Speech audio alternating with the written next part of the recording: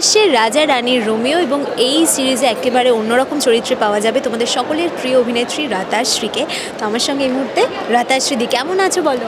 ভালো আছি, এখন তো একটু শীত পড়েছে, আর একটু ভালো আছি কারণ খুব কষ্টে তো কলকাতায় ঠান্ডাটা পড়ে। Now I am enjoying the ঠান্ডা। রাজা রানী রোমিও, এখানে তুমি কি করছো? তোমাকে দর্শক কিভাবে পাবে একটু যদি বলো। এইটাই তো আমি বলতে পারবোই না, কারণ অত্যন্ত গুরুত্বপূর্ণ চরিত্র, এতটুকু আমি বলতে পারি। আসলে আমাদের দর্শকরা এখন ভীষণ বুদ্ধিমান, একটু ক্লু দিলেই বুঝে যাবে। তো আমি যার জন্য এই মুহূর্তে কিচ্ছু বলতে পারবো না যে আমার চরিত্রের নাম কি বা আমি কী ধরনের চরিত্র করছি, বাট এতটুকু বলতে পারি দর্শকরা আমাকে এবার একদম অন্যরকমভাবে পাবে। রাতাশ্রীদির চরিত্রটা একেবারে দর্শকের জন্য সারপ্রাইজ প্যাকেজ। একদম একদম ভীষণই, এবং আমার গল্প মানে আমার চরিত্রটা দিয়েই অনেক কিছু কি বলবো, রহস্য বলবো, নটস রয়েছে এখানে, প্রচুর নটস, প্রচুর টুইস্ট রয়েছে। বাট হ্যাঁ, ওই একটু ইন্টারেস্টিং ক্যারেক্টার এবার আমি প্লে করেছি। যা প্রথম থেকেই সবাই বলছো তোমরা যে একদম অন্য ধরনের গল্প এবং অন্যরকম চরিত্র প্রত্যেকে পাওয়া যাবে। তো শুটিংয়ের অভিজ্ঞতাটা যদি একটু জানি। শুটিংয়ের অভিজ্ঞতাটা অসাধারণ আমি বলবো, কিন্তু যেই সময় আমরা শ্যুট করেছি, এটা তো অ্যাকচুয়ালি হয়েছিল ঝাড়খণ্ডের ওই দিকটায় শ্যুট হয়, সেই সময় সাইক্লোন হচ্ছিল। তো আমাদের প্রথম দিকে দুদিনের স্কেডিউল ঘেটে যাওয়ায় অত্যন্ত মানে পরিশ্রম আমাদের বেড়ে যায়, প্রচণ্ড একটা প্রতিকূল অবস্থায় আমাদের শ্যুটটা করতে হয়। আমি থ্যাঙ্কস দেব ডিরেক্টোরিয়াল টিম এবং ডিওপি টিমকে, তাদের দেখেছি দিন রাত মানে তারা ঘুমায়নি, বাট তার মধ্যেও কাজটা খুব ভালো হয়েছে। আনন্দ করে করার চেষ্টা করেছি আমরা, কারণ আনন্দ না থাকলে এই অনেস্টিটা ক্যারেক্টারের উপরে দেওয়া যায় না। আমরা চেষ্টা করেছি, আপনারা দেখবেন, দেখে বলবেন কেমন লেগেছে।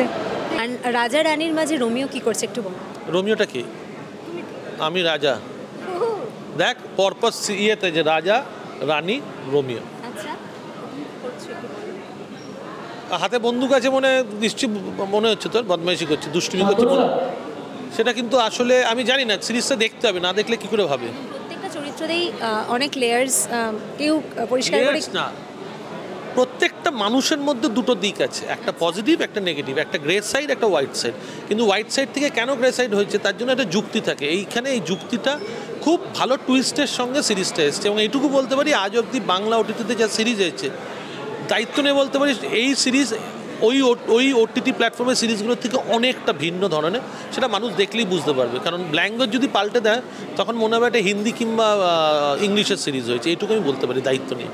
যেটা তুমি বললে যে একদম ভিন্ন ধরনের সিরিজ প্রথমবার হচ্ছে, তো সেই কারণেই কি হ্যাঁ বলে এর আগে তাই জন্য কি সিরিজে তোমায় দেখা যায়? একদমই তাই। আমার চরিত্রটা খুব ইন্টারেস্টিং লেগেছিলো, এবং আমার চরিত্রটা অনেকগুলো শেড ছিল। যখন জয়দীপ, আমারই নেমসেক, আমি জয়জিৎ ও জয়দীপ আমাদের ডিরেক্টর যখন বুঝিয়েছিল, আমার চরিত্রটা খুব ইন্টারেস্টিং লেগেছিলো, তাই জন্য আমি মেগা এটা ছেড়ে দিয়ে এই সিরিজটা করি।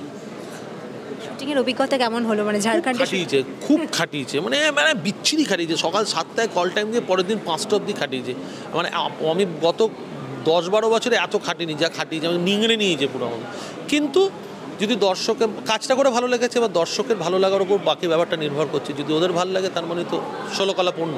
রাজা রানী রোমিও আসছে, তো এখানে দর্শক তোমাকে কিভাবে পাবে যদি একটু বলো।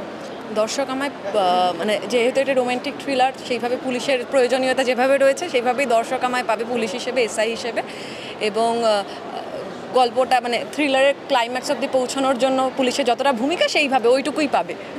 পুলিশের চরিত্রে মানে অভিনয় করার জন্য কিছু কি হোমওয়ার্ক প্রয়োজন হয়েছিল? হোমওয়ার্ক প্রয়োজন হয়েছিল বেশ কিছুটা, স্পিচ প্যাটার্ন কিছু কিছু চেষ্টা করেছি বলা উচিত। খুব এক্সিকিউশন কেমন হয়েছে এখনও আমি জানি না, পার্সোনালি আমি জানি না। তবে হ্যাঁ, কিছু প্রেপ ছিল এবং সেটা বেশ এনজয় করেছি আমি।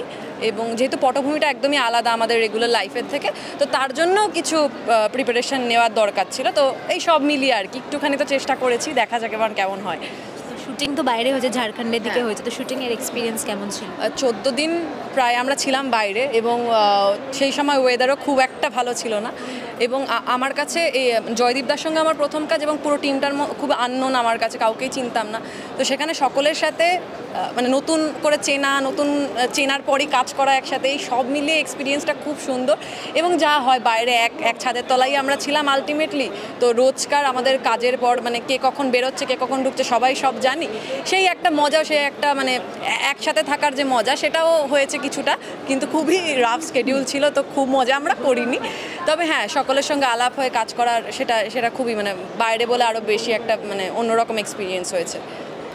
রাজা রানী রোমিও আসছে, তো যেটা আমরা বুঝতে পারছি যে একটা লাভ স্টোরি, তার সঙ্গে একটা থ্রিলার এলিমেন্ট রয়েছে, তো নতুন কি পাচ্ছে দর্শক যদি একটু বলেন? হ্যাঁ, রাজা রানী রোমিও একটা রোম্যান্টিক থ্রিলার, আর থ্রিলারটা আসলে মানে ওটিটি আসার পর থেকে থ্রিলার তো হয়েই চলেছে। তো আমরা আর এটা হওয়ার কোনো মানে দোষও নেই, তার কারণ দর্শকও থ্রিলার দেখতে ভালোবাসে। আমি নিজেও রাত্রিবেলা যখন ওটিটি দেখতে বসে থ্রিলারটাই খুঁজি। তো সেইটাই আমাদের একটা কনস্ট্যান্ট চ্যালেঞ্জ থাকে, থ্রিলারের মধ্যে নতুন কি করা যায়। তো আমার আগের যে কাজটা ছিল অলক্ষিজ ইন গোয়া, যেটা খুবই দর্শক পছন্দ করেছিলেন, সেটা ছিল কমেডি থ্রিলার। তো এইবার আমি ভেবেছিলাম কমেডি নয়, নতুন কি করা যায়। তো সেক্ষেত্রে রোম্যান্টিক থ্রিলারের কথাটা মাথায় আসে, এবং এই গল্পটা এটা বহুদিন ধরে আমার মাথায় ছিল, মানে সিনেমার জন্য ইনিশিয়ালি ভাবা। তো পরবর্তীকালে সেটাকে আমরা বাড়িয়ে বেশ কিছু টুইস্ট এবং কিছু ক্যারেক্টার অ্যাড করে আমরা এটাকে সিরিজের জন্য করেছিলাম। আমার তো এখন অবধি ভালোই লাগছে। আমাদের যে গানটা বেরিয়েছে সাবমেরিন, সেটা তো দর্শক খুবই পছন্দ করেছেন। আজকের ট্রেলার খুবই এক্সাইটেড আমরা, আশা রাখছি সিরিজটাও দর্শকের খুবই ভালো লাগবে। এবং এই প্লেফুলি থ্রিলারের গল্প বলাটাই বোধহয় জয়দীপদার একটা সিগনেচার, এখানেও এরকম একটা কিছু এলিমেন্ট। হ্যাঁ, মানে আমি কমেডি না করলেও মানে আমার তো হিউমারটা ভেতরে আছেই, তো সেইটা তো তার মধ্যে চলেই আসে কাজের মধ্যে। এবার কেউ কোনো মজার কথা বলে না, কিন্তু গোটা সিরিজটার মধ্যে একটা ডার্ক হিউমার প্লে করে, সেটা আছে। অর্পণ এবং স্বীকৃতিকে নেওয়া কেন, মানে অর্পণ আমার খুব পছন্দের অভিনেতা। অর্পণকে আমি বহুদিন ধরে নিতে চাই। অর্পণ যখন এতটা জনপ্রিয় ছিল না, যখন শুধুই থিয়েটার অভিনেতা ছিল, আমি তখন থেকেই অর্পণ আমার খুব প্রিয়। তো এখনও জনপ্রিয় হয়েছে, সেটা আমার কাছে একটা অ্যাডভান্টেজ। আর যখন অর্পণের এগেনস্টে কাস্ট করার কথা ভাবছিলাম, আমি অনেকের কথাই ভেবেছিলাম, কিন্তু আমি লক্ষ্য করে দেখলাম যে অর্পণ আর স্বীকৃতির স্বীকৃতিকে আমি চিনতাম না, কিন্তু সামহাও ওদের জুটিটা খুব ওয়ার্ক করে। এবং অর্পণ আমায় বললো যে স্বীকৃতির সাথে ওর কেমিস্ট্রিটাও অ্যাকচুয়ালি খুব ওয়ার্ক করে। তো তারপরে আমি স্বীকৃতির অডিশন নিই, এবং ওর অডিশন ভীষণ ভালো ছিল। ও অ্যাকচুয়ালি শুটিংয়ে গিয়ে তার চেয়ে অনেক ভালো করেছে। মানে গোটা সিরিজটার পর মানে আমি জানতাম, যখন আমি অর্পণকে নিচ্ছি, আমি জানি একজন ভালো অভিনেতাকে নিচ্ছি, তার থেকে কী পাবো।